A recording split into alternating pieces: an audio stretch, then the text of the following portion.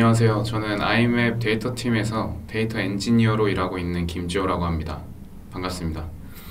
이번에 제가 발표할 주제는요, 이제 제로에서 시작하는 데이터 플랫폼 구축기인데, 정말 아무것도 없는 곳에서 어떻게 데이터 팀이 이렇게 발전해 왔는지에 대해서 좀 공유를 해드리려고 해요.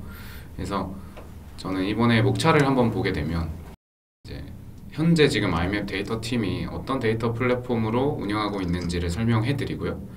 그리고 여기 보시면 이제 초보자 0레벨, 전직 가능 10레벨, 그리고 보스 레이드 이런 식으로 이제 RPG에서나 쓸 법한 이제 이런 이야기들이 있는데요. 제가 좀 이해하기 쉽게 비유하기 위해서 이제 아이맵 데이터 팀이 초보자부터 그리고 보스 레이드를 잡으러 가는 그런 여정들을 한번 비유해 봤습니다. 보스가 어떤 건지는 좀 이따 뒤에서 설명드리기로 하고요. 그래서 먼저 아이맵 데이터 팀 현황을 좀 자랑을 좀 해보고 싶습니다. 여기 앞에 숫자가 보이시나요? 2.2억, 637GB, 60% 이렇게 많은 숫자가 있는데, 잠시 멈춰서 이 숫자에 대해서 한번 어떤 건지 예상을 해보실 수 있을까요? 예상하셨을까요? 첫 번째로 2.2억 건은 이제 저희 아이맵 11 카프카 메시지 처리량입니다. 엄청난 양이죠. 지금도 계속 실시간으로 들어오고 있고요. 그리고 637GB는 저희 아이맵 11 카프카 메시지 처리 용량입니다. 이것도 꽤 많죠. 그리고 아이맵 데이터 플랫폼 이런 저장 데이터 용량이 80TB를 넘어서고 있습니다. 물론 이제 더 많은 용량들이 원래는 차지할 예정이었지만, 저희가 이제 지속적으로 저장 용량에 대해서 효율화와 그리고 지속적인 이제 관리를 통해서 계속 줄이고 있습니다. 줄여서 지금 80TB까지 오게 되었습니다. 요거는 약간 저희 팀 데이터 분석가분들이 한번 자랑했으면 좋겠다라고 하셔서 넣은 건데요. 1.7초는 저희 데이터 플랫폼에서 600만 데이터에 대한 리드를 할 때 쿼리로 리턴하는 결과 값입니다. 1.7초면 굉장히 빠른 속도라고 자부하고 있는데 어떠신가요? 저희 데이터 팀이 가장 중요하게 생각하는 숫자라고 생각합니다. 여기는 이제 60%라고 적혀 있는데, 이제 저희 아이맵 전체 임원들의 구성원들이 얼마나 데이터 플랫폼을 많이 사용하고 있는지에 대해서 나타낸 퍼센트입니다. 그러니까 전체 구성원의 60%가 거의 매일매일 쿼리를 하고 있다라고 보시면 될 것 같습니다. 여기까지가 저희 데이터 팀, 아이맵 데이터 팀의 이제 자랑이라고 볼 수 있는데, 그럼 이제 아까 말씀드렸던 이제 보스가 뭐냐, 이제 좀 궁금하실 것 같은데요. 저는 좀 이렇게 정의하고 싶습니다. 이제 데이터 도메인에서 가장 제거해야 할 그런 보스는 이제 이런 데이터 혼돈 상태라고 좀 말씀드리고 싶습니다. 데이터 가버넌스가 부재하고요.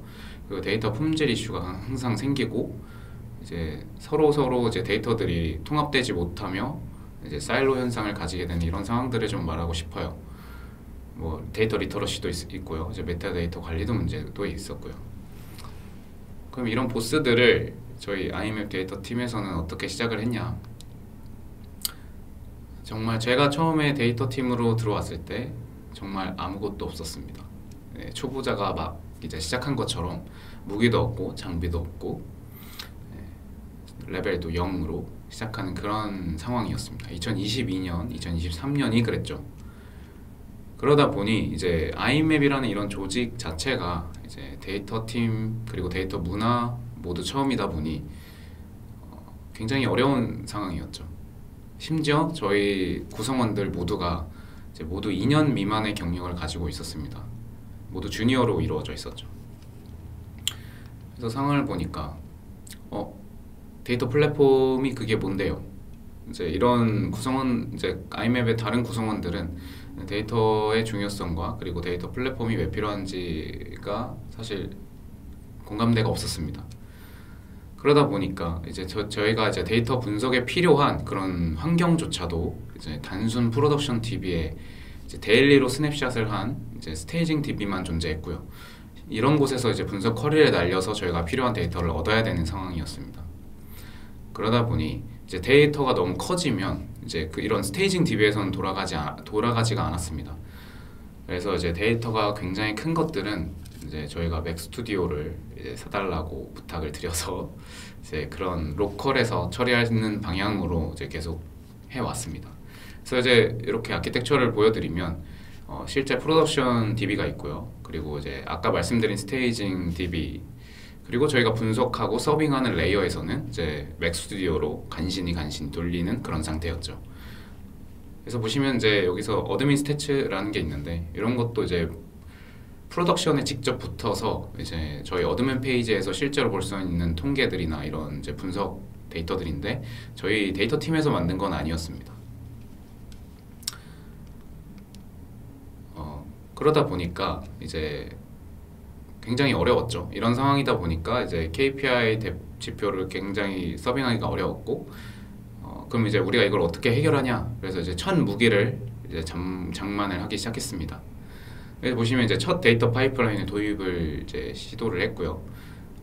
그 중에서도 가장 중요한 이제 KPI 지표 데이터들을 이제 AWS 레드시프트라는 이제 웨어하우스 툴을 이용해서 이제 별도로 적재하기 시작했습니다.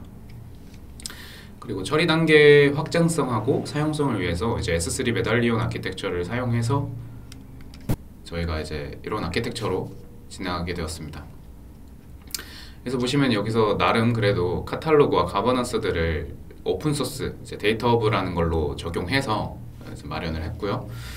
보시면 이제 저희가 아까 말씀드린 대로 AWS에서 적용한 이제 파이프라인 오케스트레이션 에어플로우를 이용해서 KPI 지표들을 이제 서빙을 하고 있었고요. 이 서빙한 데이터들을 이제 글루잡을 통해서 아테나로 쿼리하는 이런 방식으로 진행을 했습니다. 그랬는데도 여전히 해결되지 않는 문제들이 있었습니다.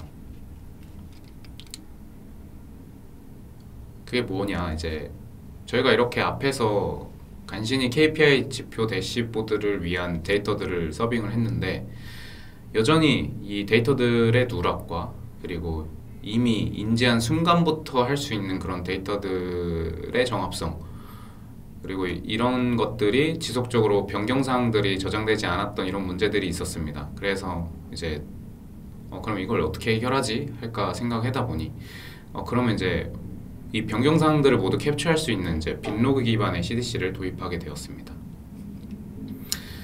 빈로그 CDC 같은 경우는 이제 DB상에서 이제 딜리트, 업데이트, 크리에이트 되는 모든 변경사항들을 캡처해서 이제 그 변경사항들을 모두 저장할 수 있는 그런 아키텍처입니다.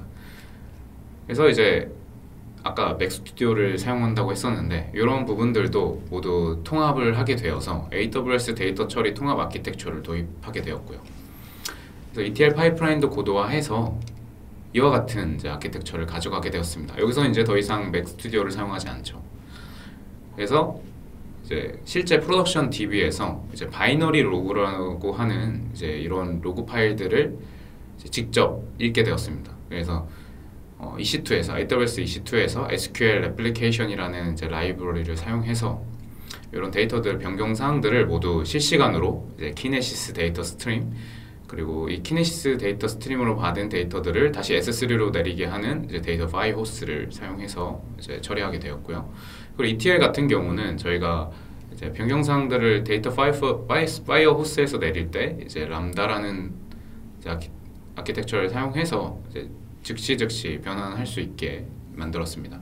그래서 이렇게 내린 데이터들은 S3로 들어가서 이제 글루잡이나 크롤러 그리고 카탈로그를 통해서 이제 분석가분들이 단순 이제 SQL 방식으로 아테나를 통해 이제 서빙할 수 있는 그런 분석 레이어를 만들게 되었죠.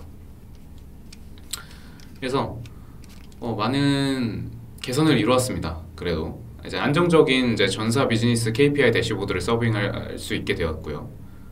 전처리를 자동화해서 이제 이런 파이프라인들을 저희가 수동적으로 관리하지 않아도 되게 되었고요. 그리고 품질 이슈가 이제 계속 있었지만 이제 이런 빈로그 CDC를 통해서 저희만의 이제 변경사항 데이터들을 모두 적재할 수 있었기 때문에 이런 분석 데이터들을 모두 자산을 확보할 수 있었습니다. 그리고 이제 가장 중요했던 이제 데이터 유실들도 일부 해소할 수 있었고요. 하지만 가장 큰 문제가 있었습니다. 이제 아까 말씀드린 이제 어드민 대시보드에서 나오는 이런 대시보드들에 있는 데이터와 그리고 분석계에서 저희가 서빙하는 이런 데이터들의 불일치가 계속 있었기 때문에 여기서는 지금 우리 어드민 대시보드에서는 이 숫자인데 왜 너네가 분석한 데이터들은 이러냐 라는 이제 이런 문제들이 계속 발생되었습니다.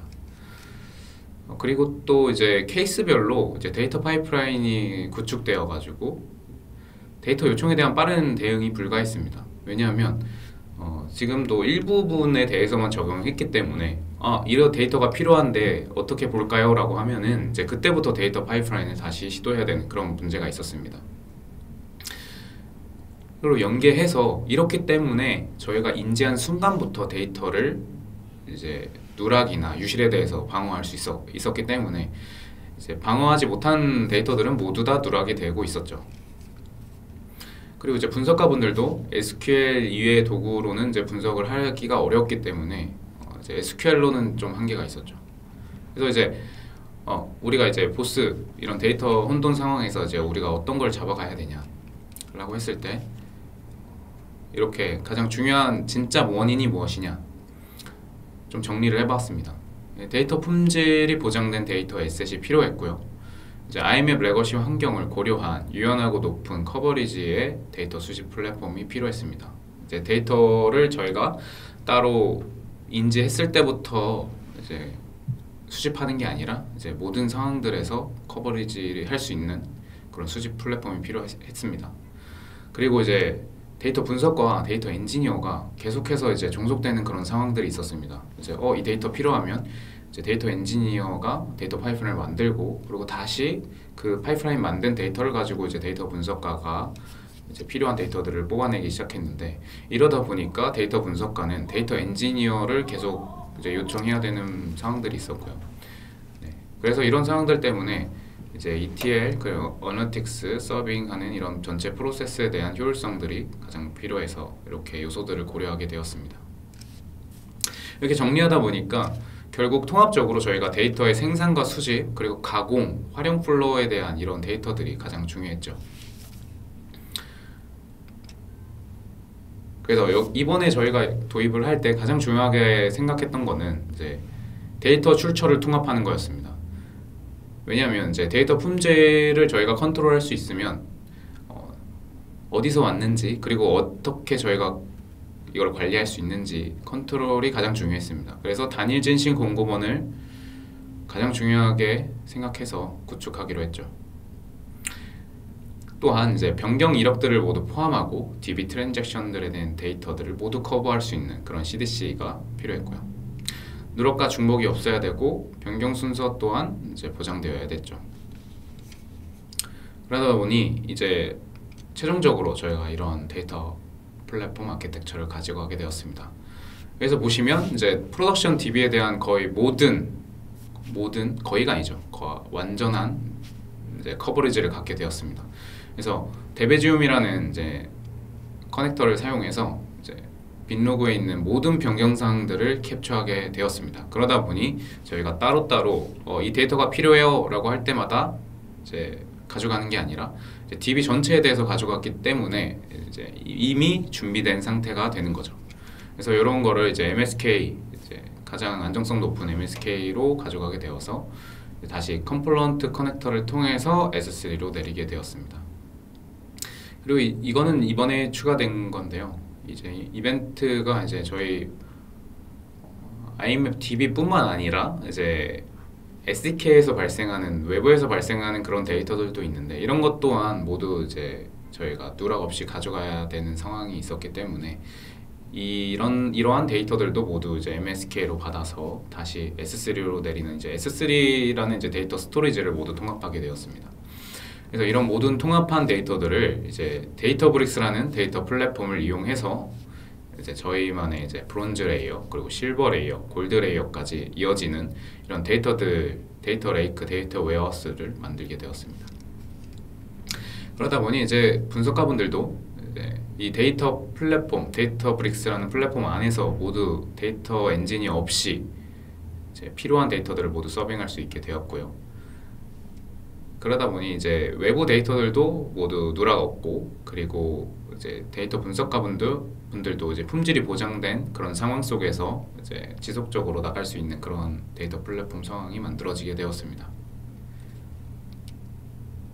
이걸 구축하면서 가장 얻었던 부분들은 이제 데이터 팀이 단순히 SQL 가지고 이제 전달하는 게 아니라 데이터 팀의 명확한 역할 정의가 필요하다고 생각했습니다. 그리고 데이터 품질은 이제 다른 팀에 맡기는 것이 아니라 데이터 팀의 오너십을 가지고, 데이터 팀이 가장 데이터에 대해서 잘 알기 때문에 이런 오너십이 필요하다라는 걸 좀 깨닫게 되었고요. 그리고 데이터 접근성, 리터러시 같은 경우는 이제 교육이 아닌 환경에서 시작한다고 깨달았습니다.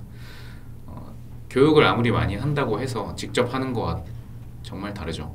그런 것처럼 이제 환경을 일단 직접 해볼 수 있는 환경들을 모두 만들어주고 그 안에서 이제 교육을 하는 게 더 효율적이라고 생각을 했습니다.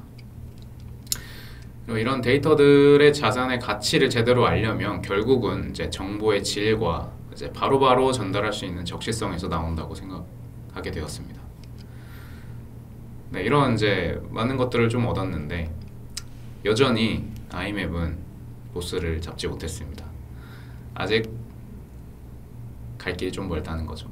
멀진 않는데 여기 아이맵에 와서 이러한 이제 고도화를 좀 같이 진행해 볼 분이 있다면 꼭 오셨으면 좋겠습니다. 여전히 저희도 A/B 테스트 프로덕트에 적용 중이고요. 이제 데이터 기반 의사결정 프로세스도 지금 많이 활발히 일어나고 있습니다. 대용량 데이터에 대한 이제 궁금증들이 많으신 분들이 이 아이맵으로 오시게 되면 정말 원 없이 분석하고 그리고 경험할 수 있을 것 같습니다. 네, 발표는 이상 마치겠습니다. 감사합니다.